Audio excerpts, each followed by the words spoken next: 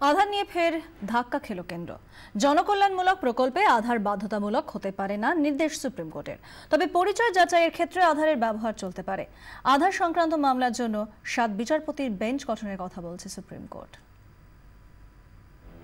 নিছক পরিচয়পত্র নয়, বিভিন্ন জনকল্যাণ প্রকল্পের সুবিধা পেতেও আধার কার্ডের ব্যবহার বাধ্যতামূলক করতে উদ্যোগী কেন্দ্র, কিন্তু সেই চেষ্টা ধাক্কা খেল সর্বোচ্চ আদালতে।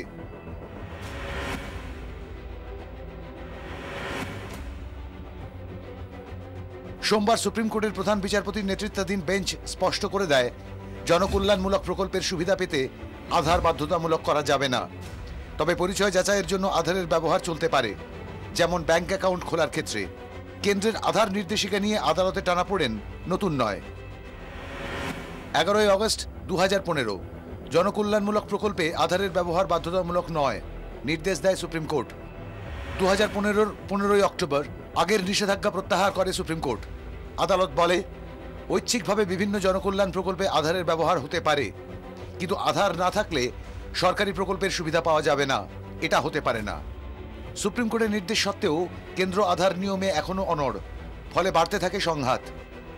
100 দিনের কাজ, পেনশন, প্রভিডেন্ট ফান্ড, জনধন যোজনার মতো প্রকল্পে আধার বাধ্যতামূলক ছিলই। সেই তালিকায় কেন্দ্রের নয়া সংযোজন আয়কর return, pan card, driving licence, mobile connection, শস্য বীমা, রেশন, মিড ডে মিল। সোমবার রাজ্যসভায় কেন্দ্রের আধার সিদ্ধান্তের বিরুদ্ধে সরব হয় কংগ্রেস।